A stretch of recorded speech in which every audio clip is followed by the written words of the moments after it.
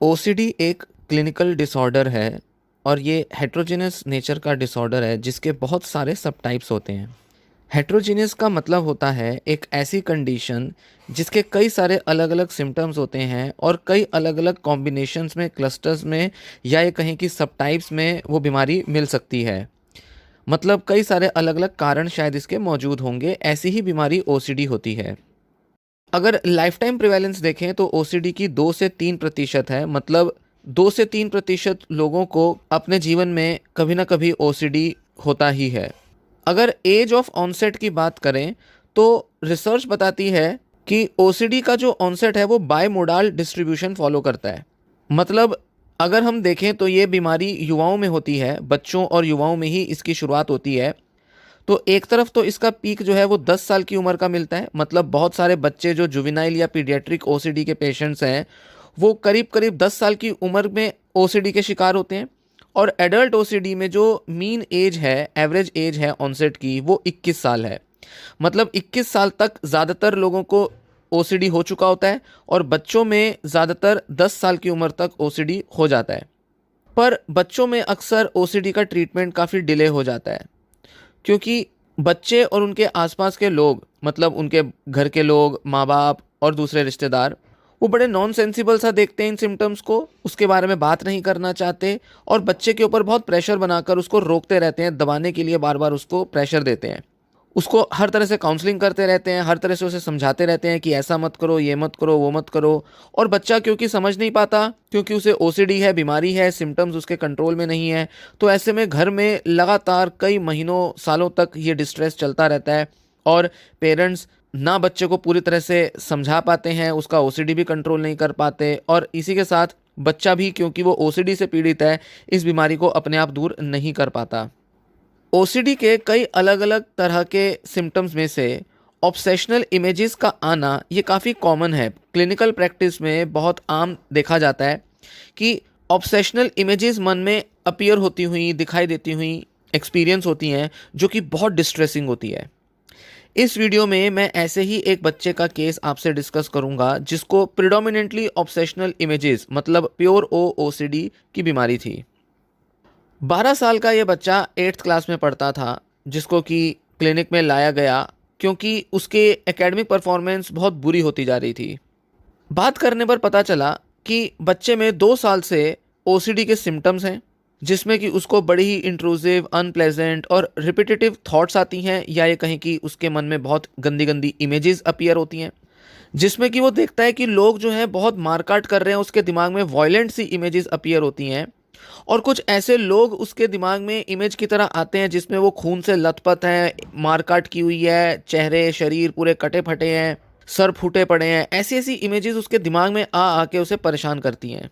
और क्योंकि ये इमेजेस बहुत ज़्यादा आती हैं, उसको पढ़ने में बहुत मुश्किल होती है, क्योंकि जब वो पढ़ने बैठता है, कंसंट्रेट करने बैठता है, तो ये इमेजेस उसे दुखी करती हैं, इंटरफेयर करने की वजह से उसका ध्यान खींच लेती हैं और वो पढ़ाई पर कंसंट्रेट नहीं कर पाता। ऐसे में उसको बहुत डिस्ट्रेस देने वाली एंजाइटी होती है, पैल्पिटेशंस होती हैं, कांपता भी है वो, और बहुत डर जाता है। जब भी वो इमेजेस आती हैं वो अचानक से घबरा जाता है। और बच्चा ये बताता है कि एक्चुअल में तो वो इतना एग्रेसिव, इतना वायलेंट है नहीं, इतनी गंदी थॉट्स जो उसको आती हैं एक्चुअल में तो वो ऐसा कुछ करता नहीं, या वो इंटेंशनली तो इन्हें सोचता नहीं।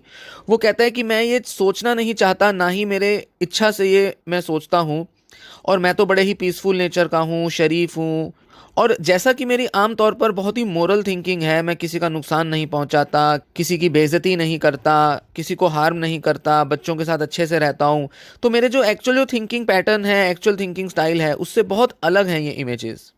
उसने कहा कि ये सब बड़ी एब्सर्ड, बड़ी इर्रेशनल सी हैं, बेतुकी, इलॉजिकल है, पता नहीं कहाँ से आ जाती हैं। पर फिर भी उसने कहा कि ये आती रहती हैं और मैं बहुत पावरलेस और बहुत ही हेल्पलेस फील करता हूँ, इनको रोक नहीं पाता हूँ। उस बच्चे ने इन थॉट्स से, इमेजेस से डील करने के लिए, इनको काउंटर करने के लिए कुछ मंत्रों का जाप करना शुरू कर दिया था, जिससे कि कोई भी रिलीफ उसे नहीं मिल पाया था। इसके अलावा कुछ और रिपीटेटिव बिहेवियर्स भी थे उस बच्चे में, जैसे कि स्विचेस को बार बार ऑन ऑफ करता था। कोई भी ऑब्जेक्ट होते थे, खासकर कि उसके स्कूल की जो स्टेशनरी की चीज़ें होती थी, उनको 5 बार गिनता था, जब तक कि उससे पूरा कंफर्म ना हो जाए कि हाँ अब बस बिल्कुल ठीक हो गया है और अब मैं इसे अपने पेंसिल बॉक्स में रख सकता हूँ या उससे बाहर निकाल सकता हूँ। तो जब भी वो पेंसिल बॉक्स खोलता, ज्योमेट्री बॉक्स में से चीज़ें निकालता, तो 5 बार उनको निकाल के डालता बार बार। और जब उनको अंदर रखता तो भी 5-5 बार उससे ये सब करना पड़ता। और अगर कभी उसे लगता कि उसने ठीक से 5 बार नहीं किया है या जैसा वो करना चाहता है वैसे वो नहीं कर पाया है, तो उसे बार बार रिपीट करता। और हर बार उसे 5 के काउंट से ही उन्हें बार बार रिपीट करना पड़ता था। तो ये सब उसके लिए बड़ा डिस्ट्रेसिंग हो जाता था। इन सभी ऑब्सेशंस कंपल्जन्स में से उसने कहा कि ये जो अनप्लेजेंट इमेजेस आती हैं, बार बार आती रहती हैं, बिना चाहे आती रहती हैं, ये सबसे ज़्यादा मुझे परेशान करती हैं, ये सबसे ज़्यादा डिस्ट्रेसिंग होती हैं, ऐसा उसने कहा। जब वो पेशेंट पहली बार क्लिनिक में आया तो उसकी स्कूल की जो परफॉर्मेंस थी वो बहुत ही बुरी तरह गिर चुकी थी। 6th क्लास में जहां उसने 85% स्कोर किए थे, 7th क्लास में उसकी परफॉर्मेंस 70% पे आ गई थी। और 8th में तो अब उसके मार्क्स आ ही नहीं रहे थे, करीब करीब फेल होने की कगार पे पहुंच गया था। ऐसे में उसके पेरेंट्स उसे बहुत डांटते थे, उसकी ट्यूशनें भी बदलवा दी थी, फिर भी वो नहीं पढ़ पा रहा था। और पेरेंट्स का गुस्सा भी उसे बहुत परेशान करता था और कभी कभी बच्चा भी बहुत एग्रेसिव हो जाया करता था।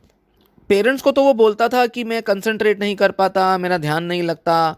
वो बस इतना ही बोलता था जिसके लिए पेरेंट्स बस उसकी काउंसलिंग कर देते थे। और इन सब काउंसलिंग्स का उस पर कोई असर नहीं आ रहा था, क्योंकि एक्चुअल कारण कंसंट्रेशन नहीं था और वो अपने पेरेंट्स को नहीं बता पाया कि उसे गंदी गंदी इमेजेस आती हैं। पर धीरे धीरे जैसे जैसे उसकी प्रॉब्लम बहुत बढ़ती गई तो उसने बड़ी हिम्मत करके अपनी मदर को बोला एक दिन कि मेरे मन में ये बड़ी गंदी गंदी इमेजेस आती हैं। और तब जब पेरेंट्स को बिल्कुल समझ नहीं आया, वो थोड़ी बहुत काउंसलिंग करे पर उसको बिल्कुल भी कंट्रोल करना आसान नहीं हुआ बच्चे को, तो उन्होंने सोचा कि चलो इसके लिए किसी डॉक्टर से मिलते हैं। कंसल्टेशन के दौरान बच्चे की पूरी हिस्ट्री ली गई और यही देखा गया कि बच्चे की डेवलपमेंट जो थी बिल्कुल नॉर्मल थी। स्पीच, वॉक, सारी डेवलपमेंट जो थी, motor development, physical development, speech development, सब बिल्कुल नॉर्मल थी। फिजिकल टेस्ट वगैरह हुए, वो भी बहुत अच्छे आ रहे थे। कोई ऑर्गेनिक कारण भी नहीं था, बच्चे को बचपन में कभी चोट लगी हो, कभी गिर गया हो या कुछ ऐसा कुछ केमिकल इफेक्ट आ गया हो, कोई बीमारी हो गई हो, कुछ भी देखने में नहीं आया। तो बच्चे का जो डायग्नोसिस था वो ओसीडी का ही मिला और साइकेट्रिस्ट ने बच्चे को फ्लुओक्सामीन 50 mg देना शुरू कर दिया था। और धीरे धीरे उसकी ये जो डोज थी वो 100 mg पर पहुंच गई। इसके अलावा एंजाइटी के सिम्टम्स को कंट्रोल करने के लिए बहुत लो डोज पर 0.5 mg की क्लोनाजेपैम दी गई। पेरेंट्स को और बच्चे को पूरा साइको एजुकेट किया गया कि ये ओसीडी क्या होता है, क्यों होता है, किस वजह से ये सिम्टम्स आते हैं, ऑब्सेशन क्या होता है, कंपल्शन क्या होती हैं। ये सब पूरा जानकर समझकर पेरेंट्स को, बच्चे को थोड़ा रिलीफ मिला। और ऐसे में पेरेंट्स के एक सेशन किया गया जिसमें उनको सब समझाया गया कि बच्चे के साथ कैसे हैंडल करना है, बच्चे को कैसे डील करना है, बच्चे के साथ बिल्कुल ज़्यादा काउंसलिंग नहीं करनी, गुस्सा नहीं करना, क्रिटिकल नहीं होना। क्योंकि इन सब चीज़ों का कोई फ़ायदा नहीं है, बच्चा इन सब चीज़ों से अपने को नहीं कंट्रोल कर पाएगा, उसकी ये थॉट्स ऐसे नहीं रुक पाएंगी। क्योंकि ये थॉट्स इरेशनल हैं, ये इमोशनल डिसऑर्डर है। जो बच्चे की थॉट्स, इमेजेस हैं वो बच्चे के कंट्रोल में नहीं हैं। और क्योंकि ये बीमारी है, इसका इलाज करना ज़रूरी है, इसलिए बच्चे के विल पावर, बच्चे की अपनी खुद की क्षमताओं को बहुत ज़्यादा कोसा ना जाए, बहुत ज़्यादा बच्चे को धिक्कारा ना जाए, बच्चे पर बहुत ज़्यादा प्रेशर ना डाले जाए इसे कंट्रोल करने के। इनफैक्ट उन्हें समझाया गया कि जितना ज़्यादा बच्चे को कंट्रोल करने के लिए बोलेंगे, बच्चे की ये ओसीडी थॉट्स उतनी ही ज़्यादा बढ़ती जाएंगी। पेरेंट्स को समझाया गया कि बच्चे को इन थॉट्स से वैसे ही बड़ा गिल्ट आता है, बच्चा जो है इन थॉट्स को पसंद तो वैसे भी करता नहीं है। कोई ऐसा नहीं है कि बच्चा मन चाहिए थॉट्स लाता है, उसको मज़ा आ रहा है, ऐसा बिल्कुल भी नहीं है। ओसीडी में जो थॉट्स आती हैं वो अनवांटेड होती हैं। कोई भी पर्सन जिसके मन में ये थॉट्स, इमेजेस आती हैं, वो कभी उन्हें पसंद नहीं करता, पर फिर भी वो आती रहती हैं क्योंकि ब्रेन के अंदर कुछ चेंजेस आ जाते हैं, केमिकल इम्बैलेंस हो जाता है जिसकी वजह से ये प्रॉब्लम्स होती हैं। इसलिए डांट कर, गुस्सा करके, बहुत ज़्यादा इसकी काउंसलिंग करके कि तू मत सोचा कर, अच्छी अच्छी बातें सोचा कर, ये सब कहने का कोई फ़ायदा नहीं है। फिर उनको ईआरपी, एक्सपोजर रिस्पॉन्स प्रिवेंशन के ट्रीटमेंट के बारे में बताया गया। कुछ सेशंस बच्चे के ईआरपी के भी चले। करीब 5 सेशंस ईआरपी के लेने के दौरान बच्चे के सिम्टम्स में काफ़ी कमी आई और इस बीच उसकी दवा भी चल रही थी। 1 महीने के अंदर बच्चे के 50% सिम्टम्स में इम्प्रूवमेंट आ गई, उसकी स्कूल की परफॉर्मेंस भी थोड़ी इम्प्रूव होने लगी और ऐसे में सब लोग थोड़े सेटिस्फाइड हो गए। करीब 3-3.5 महीने में बच्चे के करीब 90 से 100% सिम्टम्स खत्म हो चुके थे। बच्चा अब उन थॉट्स को एक्सपीरियंस नहीं करता था, उसके मन में वो इमेजेस नहीं आती थीं। बच्चे ने खुद भी उन इमेजेस से कोप करना सीखा, दवाइयों ने भी असर दिखाया और घर का भी माहौल काफ़ी बेटर हो गया, पेरेंट्स का स्ट्रेस भी कम हुआ और बच्चे की जो एकेडमिक परफॉर्मेंस थी वो बहुत अच्छी हो गई। बच्चा एग्ज़ाम में 75% मार्क्स लाया, जो कि 2 साल में पहली बार ये संभव हो पाया था। ये जो केस मैंने आपके साथ यहाँ डिस्कस किया, ये आपको सुनने में थोड़ा अजीब भी लगेगा, शायद लगता होगा ऐसे भी केसेस होते हैं, ऐसा कभी सुना भी नहीं होगा, क्योंकि ये केस थोड़ा अलग सा है, ऐसे केसेस बहुत कॉमन नहीं आते। आमतौर पर जो ओसीडी के जो केसेस होते हैं उसमें वॉशिंग क्लीनिंग के ऑब्सेशंस होते हैं, कंपल्जन्स होते हैं, चेकिंग रिचुअल्स होते हैं, बीमारी का लेकर डर हो सकता है, कोई डेंजर महसूस हो सकता है, कोई डाउट हो सकता है। ऐसे कुछ कॉमन से सिम्टम्स आते हैं जो कि पीडियाट्रिक मतलब चाइल्डहुड वाले ओसीडी में आते हैं, जुवेनाइल ओसीडी भी कह सकते हैं इसको। पर इस तरह के सिम्टम्स अक्सर बहुत कॉमनली रिपोर्ट नहीं होते, तो इसलिए मैंने आपसे चाहा कि ये केस डिस्कस करूं। हालांकि बड़े अलग अलग अनयूजुअल तरीके से ओसीडी अपने को प्रेजेंट करता है और अक्सर कभी ना कभी ऐसे केसेस देखने में आ जाते हैं जो शायद हजारों में से किसी एक पेशेंट में होते होंगे, या ये कहें कि शायद अकेला वो केस ऐसा होगा जो कि शायद इस तरह के सिम्टम्स दिखा रहा हो। अक्सर ऐसे पेशेंट्स आ जाते हैं, हर तरह के डॉक्टर के ऐसे एक्सपीरियंसेस होते हैं कि कोई ना कोई ऐसा ओसीडी का केस कभी ना कभी आता ही है जो कि बहुत ही अनयूजुअल होता है और शायद उस डॉक्टर के करियर में कभी ऐसा केस दोबारा ना आए। इसी टाइप का ये भी एक ऐसा केस था। इस केस में बाहर की तरफ से कोई भी कंपल्जन नहीं दिखाई देता था। ये प्रिडोमिनेंटली ऑब्सेशनल ओसीडी था, या प्योरली ऑब्सेशनल जिसे कहते हैं, प्योर ओ ओसीडी। प्योर ओ ओसीडी भी बच्चों में बहुत कॉमन नहीं होता, एडल्ट्स में फिर भी ये कॉमनली मिल जाता है, तो इस हिसाब से भी ये थोड़ा अनयूजुअल केस था। ये अक्सर ज़रूर होता है और करीब सभी ओसीडी पेशेंट्स में होता है, और बच्चों में तो खासकर ये बहुत कॉमनली देखने में आता है कि काफ़ी समय लग जाता है कि बच्चे के अंदर ये सिम्टम्स जो हैं वो दिखाई दें या उनको वो प्रॉब्लम की तरह एक्सपीरियंस हो, क्योंकि बच्चे इन सिम्टम्स को या आने वाली ये जो थॉट्स इमेजेस हैं इसको कभी एक सिम्टम के तौर पे नहीं देख पाते, इतना ज़्यादा वो इसको एक्सप्रेस नहीं करते, डिस्क्राइब नहीं कर पाते, क्योंकि उनके लिए जो सिम्टम्स होते हैं, थॉट्स होते हैं, बड़े अनयूजुअल, बड़े अजीब से होते हैं। बच्चे इसको खुद ही एक्सपीरियंस करते रहते हैं, अकेले में ही सहते रहते हैं। और सबसे बड़ी प्रॉब्लम तब होती है जब बच्चा बहुत वोकल हो, अपने घर में माँ बाप से, स्पेशली मदर से अगर बात भी कर ले, तो अक्सर इसका ये जो सिम्टम या ये जो थॉट्स होती हैं इसको बचपना समझ के या फालतू की नेगेटिव थॉट समझ के इग्नोर कर देते हैं, डिनाई कर देते हैं और बस काउंसलिंग करते करते उसको दबाने की कोशिश करते हैं। यही सजेस्ट करते हैं कि बच्चा फालतू ना सोचे, बच्चा है किसी चीज़ से डर गया होगा, कुछ दिमाग में आ गया होगा, कोई कार्टून देख लिया होगा, कोई फिल्म देख ली होगी तो ऐसी गंदी इमेजेस आ गई होंगी। यही इस बच्चे के माँ बाप भी करते थे, सोचते थे कि उसने कोई मूवी देख ली होगी जहाँ पर ऐसी चीज़ें देखने को मिल गई होंगी, तो उसकी मूवीज़ को उन्होंने बहुत ही सेंसर करना शुरू कर दिया और उसको काउंसल किया कि तुम गंदी गंदी मूवीज़ मत देखा करो, कार्टून में ये सब चीज़ें मत देखा करो। कहीं ना कहीं इस तरीके से बच्चे की काउंसलिंग चलती रही, पर ऐसा नहीं होता कि ये कहीं देखने से आ जाए। इस वजह से काफ़ी टाइम तक इस बच्चे के जो सिम्टम्स थे ये डॉक्टर्स की नज़र में नहीं आ पाए और इसका इलाज शुरू नहीं हो पाया। और क्योंकि इतने छोटे बच्चे इंटरनेट पर जाकर इन चीज़ों के बारे में सर्च नहीं करते, जाके ये नहीं चेक करते कि उनको जो अनवांटेड थॉट्स आ रही हैं वो क्या हैं, क्यों हैं, कहाँ से आ रही हैं, इसलिए ये बच्चे सेल्फ डायग्नोज भी नहीं कर पाते। और क्योंकि सेल्फ डायग्नोज नहीं हो पाता, इसलिए और भी ज़्यादा टाइम लग जाता है इन सिम्टम्स को डॉक्टरों की नज़र में आने में या इनको एक बीमारी का डायग्नोसिस मिलने में। ये भी एक बड़ी प्रॉब्लम आती है जुवेनाइल ओसीडी या पीडियाट्रिक ओसीडी के केसेस में कि बच्चे की इन कंपल्जन्स को पूरा करने में माँ बाप भी उसको एंकरेज करने लगते हैं या माँ बाप भी किसी न किसी तरह से उसमें पार्टिसिपेट करते हैं। जैसे इस बच्चे के केस में मम्मी ने ही इसको सजेस्ट किया था कि तुम हनुमान चालीसा का चैंट करना शुरू कर दो, तुम कोई आरती या कोई चालीसा या कोई मंत्र का जाप करना शुरू कर दो। और हुआ ये कि मम्मी के सजेशन पर, क्योंकि बच्चे ने उसको क्वेश्चन नहीं किया, सवाल नहीं खड़ा किया, तो इस मंत्र का जाप करना शुरू कर दिया और ऐसे में उसकी कंपल्जन जो थी वो और भी ज़्यादा हो गई।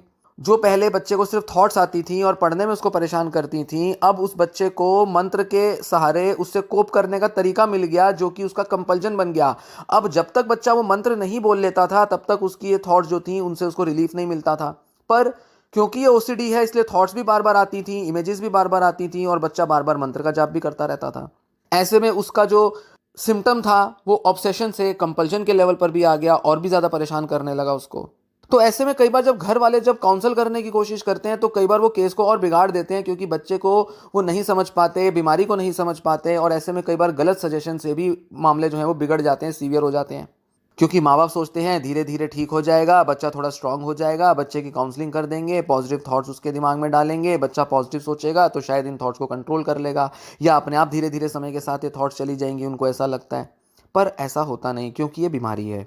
जब फैमिली मेम्बर्स बच्चे के ओसीडी बिहेवियर्स में पार्टिसिपेट करने लगें या उसको बढ़ावा देने लगें, उसको एंकरेज करें और ज़्यादा उसको मोटिवेट करें कि वो कुछ ऐसा कंपल्जन करे जिससे कि उसके थॉट्स दूर हो जाए, जो कि उनको नहीं पता कि ये कंपल्जन है, तो ऐसे में इसको कहा जाता है फैमिली एकोमोडेशन। और ये ओसीडी में बहुत कॉमन है। पीडियाट्रिक ओसीडी में, बच्चों के ओसीडी में तो ये भर भर के देखने में मिलता है। शायद ही कोई केस ऐसा होता है जिसके अंदर फैमिली मेंबर्स ने बच्चे के ओसीडी में पार्टिसिपेट ना किया हो। जैसे क्लीनिंग वॉशिंग रिचुअल्स में पेरेंट्स जो हैं वो बच्चे का साथ देने लगते हैं, खुद भी साफ सफाई करने लगते हैं। बच्चा गुस्सा करता है और उनको लगता है कि गुस्सा कर रहा है बच्चा तो इसलिए हमें भी ये चीज़ करनी पड़ेगी, वो खुद ही उसके लिए सफाइयाँ करते रहते हैं, खुद भी उसके रिचुअल्स को फॉलो करते हैं, खुद भी चैंटिंग करना शुरू कर देते हैं। इस वजह से फैमिली के हालात बड़े बिगड़ जाते हैं और फैमिली में ना ही सिर्फ फ्रस्ट्रेशन आने लगती है, डिस्ट्रेस आने लगता है, गुस्सा भी पनपने लगता है और लोनलीनेस और हेल्पलेसनेस भी बढ़ जाती है। पेशेंट के प्रति भी फैमिली मेंबर्स के बहुत नेगेटिव एटीट्यूड्स हो जाते हैं और पेरेंट्स को लगता है कि भाई हम तो सब मेंटली स्ट्रांग हैं, हमारे मन में भी थॉट्स आते हैं, हम तो हटा देते हैं, तुम नहीं हटा पाते, तुम बिल्कुल कंट्रोल नहीं करते, तुम शायद पढ़ना नहीं चाहते, शायद इस वजह से बहाने ढूंढते हो, या तुम्हें सारा टाइम मोबाइल चाहिए इस वजह से तुम बहाने करते हो, तुम कोशिश ही नहीं करते हो। पर ये सही तरीका नहीं है, क्योंकि ये सब कहने करने से पेशेंट का स्ट्रेस और सिम्टम्स और ज़्यादा बढ़ते हैं। बच्चे के अंदर गिल्ट आता है, बच्चे के अंदर गुस्सा आता है, बच्चे के अंदर उदासी छाने लगती है, उसकी एंग्जाइटी बढ़ सकती है। इसीलिए बहुत ज़रूरी होता है कि सभी पीडियाट्रिक केसेस में माँ बाप की भी काउंसलिंग की जाए, उनको भी पूरा इंटरव्यू किया जाए, घर के बिहेवियर्स को पूरा एसेस किया जाए। ऐसे में जो क्लिनिकल साइकोलॉजिस्ट होता है वो कई तरह के सवाल पूछता है, कई तरीके की डिटेल्स लेता है और जितने भी फैमिली मेंबर्स हैं वो किस किस तरह से बच्चे के ओसीडी में कंट्रीब्यूट कर रहे हैं उसका पूरा ब्यौरा लेकर पेशेंट्स को और फैमिली मेंबर्स को काउंसिल किया जाता है, ताकि ओसीडी का जो बर्डन है उसे कम किया जा सके और फैमिली का जो डिस्ट्रेस है वो कम हो जाए। हर तरीका का डिस्फंक्शन जो है वो मैनेज करना ज़रूरी होता है, जो कि खासकर ओसीडी की वजह से अफेक्ट हुआ है। कभी कभी तो बच्चे का कुछ पर्सनैलिटी टेम्परामेंट ऐसा हो सकता है, जैसे कि मान लीजिए बच्चा सोशलाइज नहीं करता, इंट्रोवर्ट नेचर का है, दोस्त नहीं बनते, तो उस केस में बच्चे के दोस्त भी बनवाने ज़रूरी होते हैं, सोशलाइज कराना भी ज़रूरी होता है और साथ साथ उसको स्कूल में एकेडमिक्स में कैसे उसकी परफॉर्मेंस अच्छी हो, डे टू डे रूटीन उसकी कैसे सेट हो, पढ़ाई की हैबिट्स और रूटीन कैसे बने, सेल्फ केयर की रूटीन कैसे बने, ये सब भी बताना ज़रूरी होता है। इस एरिया पर भी काम करना ज़रूरी हो जाता है, क्योंकि ये सारे एरियाज कहीं ना कहीं अफेक्ट हो जाते हैं जब ओसीडी डेवलप हो जाता है और खासकर जब वो इतना लेट प्रेजेंट होता है ओसीडी, तो उस केस में तो और भी ये सब मामले जो हैं, इश्यूज जो हैं, ये बढ़ चुके होते हैं। अगर देखा जाए तो ये जो पीडियाट्रिक ओसीडीज होते हैं ये ज़्यादातर लड़कों में मिलते हैं। साथ ही फैमिली में भी कोई ना कोई ऐसी हिस्ट्री होती है, स्ट्रॉन्ग हिस्ट्री होती है ओसीडी रिलेटेड बिहेवियर्स की। जैसे किसी पेरेंट में ऑब्सेसिव कंपल्सिव पर्सनैलिटी ट्रेट्स हो सकते हैं, या किसी ना किसी टाइप का कभी ओसीडी उनमें भी शायद डेवलप हुआ होगा, या उनके बचपन में या उनकी एडल्ट लाइफ में। किसी तरह का परफेक्शनिज्म या क्लीनिंग वॉशिंग को लेकर काफ़ी स्ट्रिक्ट रूल्स हो सकते हैं किसी एक पेरेंट में, मदर में या फादर में, किसी में भी ऐसा थिंकिंग स्टाइल हो सकता है।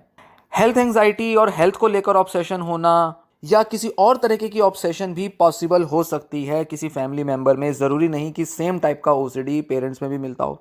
बॉडी डिस्मॉर्फिक सिम्टम्स हो सकते हैं, हेल्थ रिलेटेड ऑब्सेशंस हो सकती हैं, या कोई भी दूसरा एरिया जैसे कि रिलीजियसिटी को लेकर, सेक्सुअलिटी को लेकर कुछ ना कुछ ऐसे ऑब्सेशनल रिचुअल्स या obsessional style of thinking parent में भी हो सकते हैं, जो कि शायद कभी डिसऑर्डर के लेवल पर ना भी पहुंचे हो, पर बच्चे के अंदर क्योंकि वो जीन्स और वो बायोलॉजिकली वो इनहेरिटेंस मौजूद है, इस वजह से बच्चा जो है वो वल्नरेबल ज़्यादा होता है और उसमें ओसीडी डेवलप हो जाता है। तो कई बार लोग कहते हैं, माँ बाप कहते हैं कि हमारी फैमिली में तो किसी को भी नहीं है, पर अगर उनकी आदतें, उनके बिहेवियर्स और उनके अगर थिंकिंग स्टाइल्स और बिहेवियरल स्टाइल्स को देखा जाए तो बहुत कॉमनली देखने में आ जाता है कि किसी ना किसी पेरेंट में ओसीडी के कोई ना कोई सिम्टम रहे ही हैं, या तो उन्होंने अपनी यंग एज में फेस किए हैं और वो किसी तरह से कम हो गए, या उन्होंने भले इलाज लिया या नहीं लिया, या वो किसी ना किसी लेवल पर वो सिम्टम्स एक्सपीरियंस कर ही रहे होते हैं, पर वो इतने सीरियस नहीं होते कि जिसके लिए उनकी लाइफ पर बहुत ज़्यादा इफेक्ट आ जाए। इसी के साथ बच्चों के केस में ये भी देखा जाता है कि इंसाइट का लेवल बहुत कम होता है, बहुत डिफिकल्ट हो जाता है इनकी काउंसलिंग और थेरेपी करना। एडीएचडी के साथ ये काफ़ी कॉमनली मिलता है, या जिसमें अटेंशन डेफिसिट होता है सिर्फ, मतलब इन अटेंशन वाले सब टाइप में, उसमें ये ओसीडी पीडियाट्रिक लेवल पर ज़्यादा मिलता है। डिप्रेशन भी हो सकता है, टिक डिसऑर्डर्स भी मिलते हैं जिसे टॉरेट सिंड्रोम कहते हैं। इस तरह की भी कंडीशंस जो हैं वो कॉमन होती हैं ओसीडी के साथ। साथ ही अगर ये लंबा खिंच जाए, मतलब इसका ट्रीटमेंट ना हो पाए, तो अक्सर दवाइयों पर भी बहुत बच्चे रिस्पांस नहीं देते। इस केस में तो बच्चे ने दवाइयों पर अच्छा रिस्पांस दिया, पर कई मामलों में बच्चों का दवाई पर भी अच्छा रिस्पांस नहीं आता और ऐसे में उनको लॉन्ग टर्म साइकोथेरेपी कराना बेहद ज़रूरी हो जाता है। और कई मामलों में दवाइयाँ भी लंबे टाइम तक चलती हैं, पर क्योंकि एडोलेसेंस में दवाइयों का रिस्क रहता है, इसलिए डॉक्टर्स प्रेफर नहीं करते कि लंबे टाइम तक बच्चे को एंटी डिप्रेसेंट या ओसीडी वाली जो दवाइयाँ होती हैं वो लंबे टाइम तक दी जाएँ। इसलिए साइकोथेरेपी लेना बेहद ज़रूरी हो जाता है। तो ये रहा एक केस पीडियाट्रिक ओसीडी का। इस वीडियो में दी गई जानकारी आपको पसंद आई हो, वीडियो को लाइक करें और वीडियो को शेयर कर दें। चैनल सब्सक्राइब नहीं किया है तो चैनल भी सब्सक्राइब कर लें, ऐसी और बड़ी सारी इंसाइटफुल वीडियोस को देखने के लिए, ऑडियोज़ को सुनने के लिए। ये वीडियो यहीं समाप्त होती है। धन्यवाद।